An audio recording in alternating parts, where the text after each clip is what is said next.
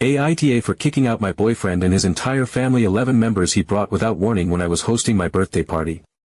I only invited my friends and my boyfriend. Hi everyone. I am a 24-year-old woman and this past weekend I hosted a small birthday party at my apartment. I had been planning it for weeks, and I was really looking forward to it. I wanted something low-key, something cozy, just me, a few of my closest friends, some good food, a few games, and a night of laughter and catching up. Nothing fancy, nothing overwhelming, just something that felt like me. Of course, I invited my boyfriend, who is 26. Let's call him Matt. We have been together for about a year and a half, and things have been mostly good. I made it very clear to him when I invited him that it was going to be a small, casual get-together with just my friends. I told him it was not some huge blowout or family event. He said he was excited and looking forward to it, and I was really happy he was going to be there to celebrate with me. Saturday night came, and I had everything set up. My apartment is not big, so I had arranged the seating, put out all the food, lit some candles, set up a little area for board games, and made sure the place was clean and comfortable. People started arriving, and the atmosphere was exactly what I had hoped for, warm, chill, easygoing.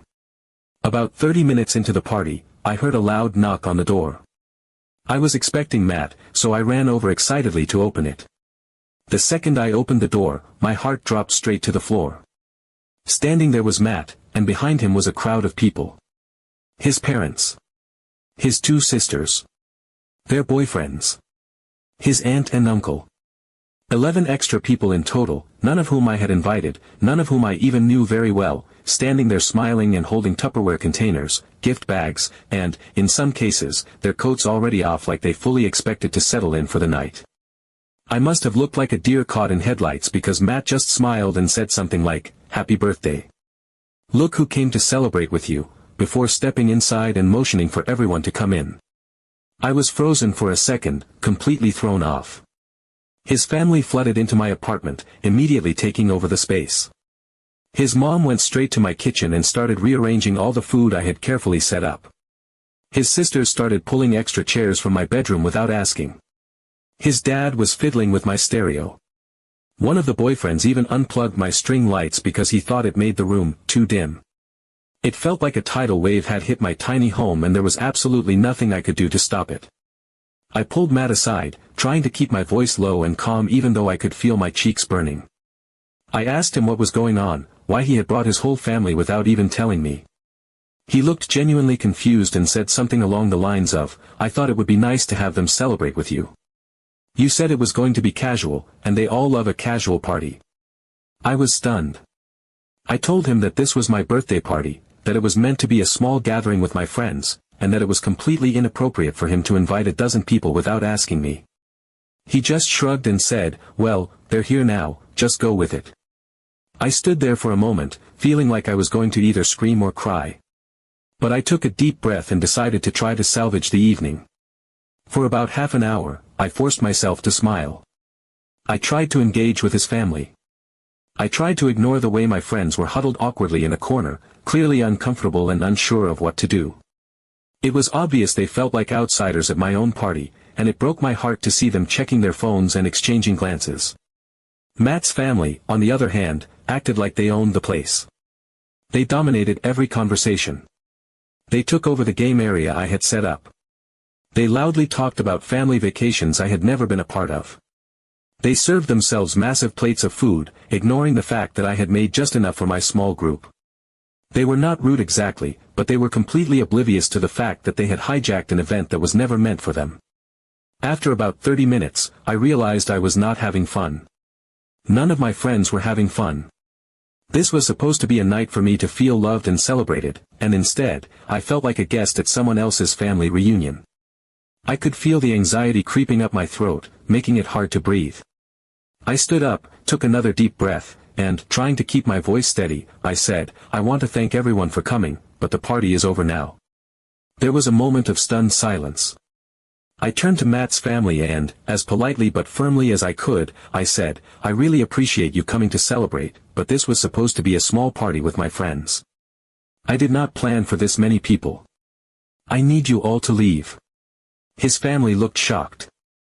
Some of them started gathering their things slowly, looking uncomfortable. Matt looked absolutely stunned, like he could not believe what I had just done.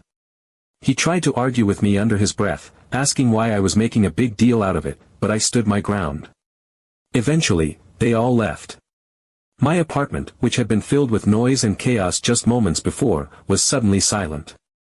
Most of my friends had already slipped out when things started getting weird, so I was left standing there alone, surrounded by half-eaten plates of food, moved furniture, and the heavy, sinking feeling that I had somehow ruined my own birthday. Matt texted me later that night, saying he could not believe how ungrateful I had been and that his family had only wanted to do something nice for me. He said he was embarrassed by how I treated them and that I had made him look bad. I did not respond. Now, a few days later, I keep replaying everything in my head. Part of me feels justified because it was my home, my party, and he completely overstepped. But another part of me wonders if I could have handled it better or if I was too harsh. So I guess I am here to ask, am I the asshole? Update 1. The next morning, I woke up to dozens of angry messages. My phone was vibrating non-stop on my nightstand, and for a few minutes, I just stared at it, half hoping it was all some weird dream. It was not. The first wave of messages came from Matt's sisters. One of them called me a spoiled princess who thinks the world revolves around her, saying I had humiliated their entire family and broken Matt's heart. The other sister chimed in not long after, telling me I was an ungrateful little girl who did not deserve a real family's love and that Matt should be thanking his lucky stars he saw my true colors before it was too late. I had barely processed their words before a massive wall of text arrived from Matt's mother. It was almost the length of a novel. She talked about how family should always come first, how Matt had been raised to understand that celebrations are not just about the individual but about bringing people together, about community and love. She said it was heartbreaking to see someone so young be so selfish and disrespectful, and that she had hoped to welcome me into their family with open arms, but now she realized I clearly lacked the values they held dear.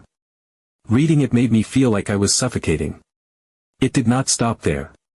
Even some of Matt's cousins, people I barely knew, people I had maybe met once in passing, decided they needed to put in their 2 cents.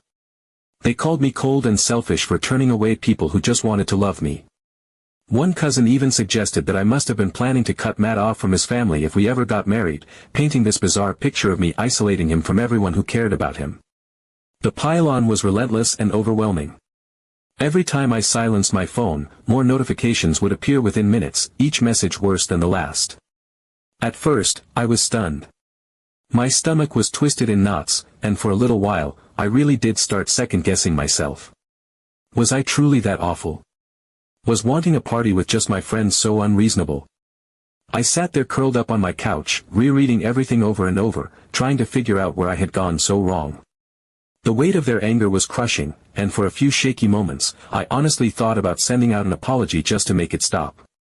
But then, as the minutes stretched into hours and I kept reading their words, something inside me shifted. The more I read, the more I realized how twisted this all was. They were not upset because I had been cruel. They were not hurt because I had done anything malicious. They were acting like I had personally attacked them just by asking for basic respect in my own home. In their minds, my boundaries were an insult. My right to control what happened in my space was seen as arrogance.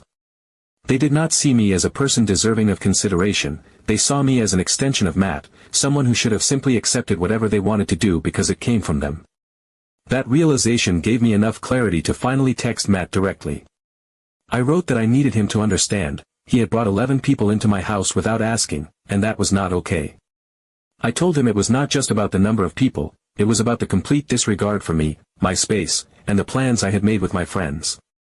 I said it was not fair to me or to the people who had been invited. He replied almost immediately. His response made my blood boil. He said I was making drama out of nothing.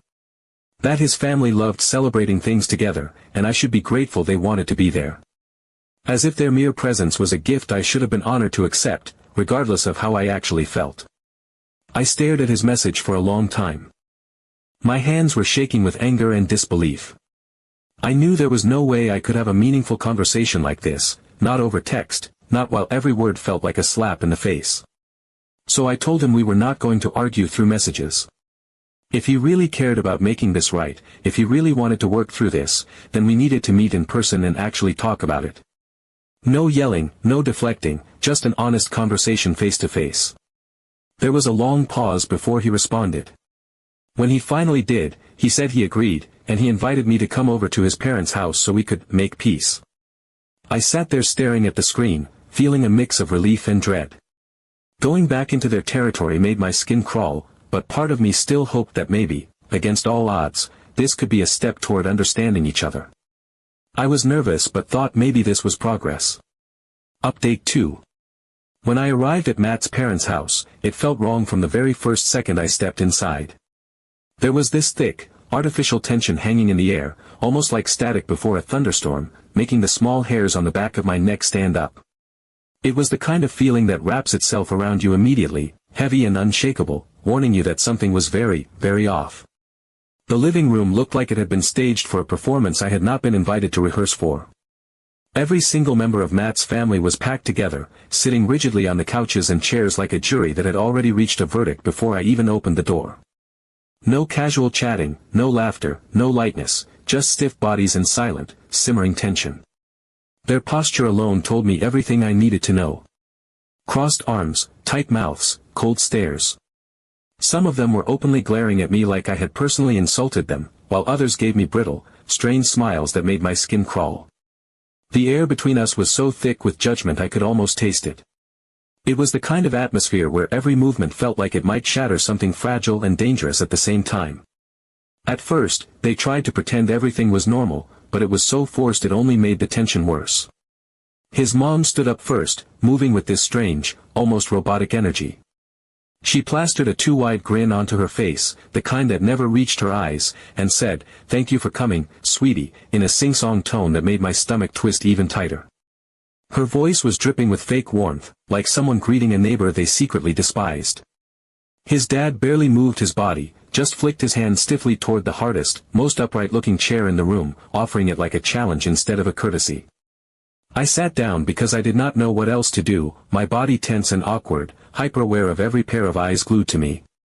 Matt slid into the seat next to mine and gave me a look that was almost comically out of place. It was the look of a kid who had glued something back together with Elmer's and was proudly showing it off to his parents. "See? We are fixing it," his eyes said, completely oblivious to the crackling hostility around us. I forced a tiny, polite smile and tried to focus on breathing evenly. For a few long, agonizing minutes, we went through the motions of awkward small talk, like actors fumbling through a script written in a language none of us spoke fluently. His mom asked me about work, but the words came out sharp and clipped, more like an interrogation than genuine interest. She did not ask because she cared, she asked because it was expected, because it kept up the illusion of civility. His aunt chimed in with a comment about the weather, something so mind-numbingly generic it was almost insulting, like we were strangers making obligatory conversation in a hospital waiting room. Every second stretched out endlessly. My stomach churned so violently I thought I might be sick, and I could feel sweat prickling at my palms. Every instinct in my body screamed at me that this was not a safe place, that this was not going to end well, but I forced myself to stay seated, to be polite, to give them a chance, even when it felt like walking straight into a fire. Then, without any preamble, Matt's dad cleared his throat loudly, a sharp, deliberate sound that cut through the fake pleasantries like a buzzsaw. The suddenness of it made me flinch. He sat up straighter, shoulders squared, and fixed me with a cold, unwavering stare that felt like a physical weight pressing down on my chest. His voice was low and firm when he said, "We are willing to forgive you if you apologize." There was no room for discussion, no kindness, no attempt at understanding. It was a command disguised as an offer. For a second, I just blinked at him, sure that I must have misheard. Surely they could not actually believe that was a reasonable thing to say. The room went so deathly silent I could hear the ticking of the old clock on the mantel, each second a thunderous beat in the suffocating quiet. I asked cautiously, forcing my voice to stay steady even as my heart hammered against my ribs, "Apologize, for what, exactly?" I asked it because some small, foolish part of me still wanted to believe that this could be salvaged, that this was just a misunderstanding we could work through. His mom was the one who answered, her voice sticky sweet and unbearably condescending, like she was talking to a particularly dense child. She said, "For the way you treated our family. For making us feel unwelcome. We went out of our way to celebrate you." She said it like she was offering me a priceless opportunity, like I should be groveling at her feet in gratitude for the honor of their uninvited presence at my party.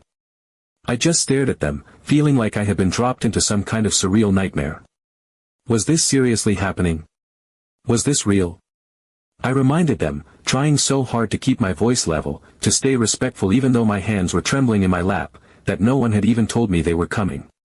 That it had been my birthday, a gathering I had planned for my friends, and that they had taken over without asking, without caring how it would affect me or the people I had actually invited. I spoke the truth as plainly and gently as I could, but I could see from the hard set of their mouths that it did not matter. They were not here to listen. Before I could even finish my sentence, one of Matt's sisters leaned forward aggressively, cutting me off with an exaggerated sigh of exasperation. She looked at me like I was the stupidest person in the world and said, "You are missing the point. Family shows up whether it is convenient or not. That is what love is." She said it with the smug certainty of someone who genuinely believed she had just delivered a mic drop moment, like the mere act of them showing up, uninvited and overwhelming, should have erased any need for consent or consideration. And in that moment, everything inside me settled into place with terrifying clarity. They did not see anything wrong with what they had done. In their minds, their presence was not just acceptable, it was inherently virtuous. They thought they were doing me a favor. They thought the sheer fact of their existence in my home was a gift I should have been grateful for, no matter how much it bulldozed over my feelings, my friends, my carefully made plans. In their version of the story, I was the villain simply because I had dared to expect the bare minimum of respect. I realized then that nothing I said, nothing I explained, nothing I apologized for would ever be enough. They had already written the ending to this story, and in their version, I was wrong by default. The only way to stay in their good graces would have been to erase myself entirely, to accept whatever they wanted to do, whenever they wanted to do it, no matter how it affected me. So I stood up, feeling a calmness wash over me that was almost eerie after the chaos and anxiety of the last few days. It was not anger, not sadness, not even defiance. It was just pure, clean certainty. I looked around the room, meeting the expectant, judgmental faces of every person there, and I said, "I am not apologizing for wanting basic respect in my own home." My voice did not shake. It did not rise.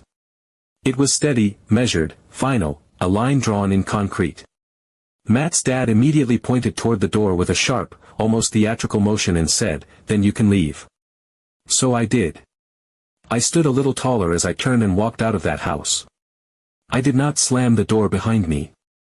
I did not cry or look back, searching for some sign of regret or understanding on their faces. I did not apologize or explain myself one more time. I simply left, because there was nothing left to say, nothing left to salvage. And honestly it felt like the right choice. Update 3. The day after getting kicked out of Matt's parents' house, I thought the storm had finally passed. I spent the morning trying to distract myself, cleaning, reading, scrolling through my phone mindlessly, anything to keep from replaying everything in my head for the 1000th time. It was early afternoon when my phone rang, and when I saw Matt's name on the screen, my heart clenched in my chest. I almost did not answer. A big part of me just wanted to be done, to leave everything exactly where it had fallen. But my hand moved before my brain could catch up, and I picked up. From the first word out of his mouth, I could tell his tone was different. Softer. Almost desperate. He was not angry this time. He sounded exhausted, like he had been fighting a battle and was finally realizing he was losing. He said he wanted to meet for coffee, just the two of us. No family involved, no staged interventions, no expectations except to talk. He said he did not want to lose me over what he called a stupid misunderstanding. His voice cracked slightly when he said it, and for a moment, a flicker of the boy I had fallen for shone through the mess. Part of me bristled at the idea of seeing him again. After everything that had happened, after the way I had been treated, sitting down across from him felt like willingly reopening a wound that was finally starting to scab over. But another part of me, the part that hated unfinished endings, the part that wanted closure, the part that still remembered all the good before everything soured, could not say no. So I agreed. We picked a quiet coffee shop downtown, one of those cozy little places with creaky wooden floors and soft music playing low in the background. When I walked in, I spotted him immediately. He was sitting at a corner table, fiddling nervously with a coffee cup, his knee bouncing under the table. He looked tired. More than tired, he looked worn down, like the weight of the last few days had finally caught up to him. I sat down across from him without a word, and for a moment, we just looked at each other. No smiles, no small talk. Just a heavy, fragile silence stretching between us. He jumped in almost immediately, spilling out the words like he was afraid I would stand up and leave before he could get them out. He told me he loved me. He told me he wanted to move past this. That none of this was worth losing each other over. But he said, and he said it with a kind of pleading insistence, that I had to understand where he was coming from. He said, when you date me, you date my family too. We are a package deal. That is just how it is.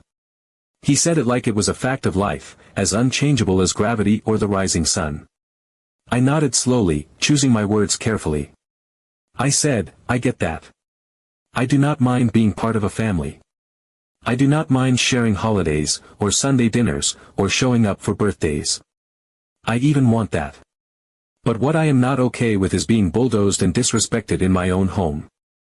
I said it calmly, without heat, without accusation, but the words hung heavy in the air between us. He sighed and looked away, rubbing the back of his neck like he was trying to work out a knot that just would not loosen. He said, if you loved me, you would have just gone with it. You would have apologized. His voice was soft, almost regretful, but the meaning behind the words was a blow sharper than anything he had thrown at me before. That was the moment it clicked for me. All the confusion, all the second-guessing, all the tiny ways I had twisted myself into knots trying to understand how things had gone so wrong, it all crystallized into brutal clarity. This was not just a difference of opinion. This was not just a misunderstanding about one bad night. This was a fundamental, bedrock difference in how we saw respect, boundaries, and love itself. He thought love meant unquestioning loyalty, even at the cost of my comfort, my voice, my autonomy. He thought love meant swallowing disrespect and smiling through it because that was the price of being accepted. And I realized, sitting there across from him in that quiet little coffee shop, that I could never live that way. I could not love someone if it meant erasing myself to do it. I looked at him, really looked at him, and felt this profound sadness settle over me. Because I knew I loved him. But I also knew that loving him would require a kind of sacrifice I was no longer willing to make. I told him quietly, if love means sacrificing all my boundaries and self-respect, then I do not want it. My voice did not shake. My hands did not tremble. I felt calm, steady, like I was finally standing on solid ground after days of feeling like I was drowning. I stood up, pushed my chair back with a soft scrape against the worn floorboards, and wished him well. It was not bitter. It was not angry. It was just the simple, sad ending of something that was never going to fit the way we had both hoped it would. I walked out of that coffee shop with my head held high, the sunlight sharp and bright against my skin. On the way to my car, I pulled out my phone, scrolled through my contacts, and began methodically blocking his number. Then his sisters. His mom. Every single person who had thought it was their right to tear me down for daring to have boundaries. Every single person who had mistaken control for love. It was not spiteful. It was survival. For the first time in days, I felt free. Not just free from the noise and the anger and the guilt they had tried to bury me under, but free from the slow erosion of myself that had been happening long before that disastrous birthday party. Was it painful? Of course it was. It hurt in a deep, aching way that only comes from losing someone you once saw a future with. But the pain was clean, honest. It was a pain that reminded me of who I was, and who I was never willing to become for anyone. It was a clear, ringing reminder that I would rather be alone than with people who think loving me means controlling me.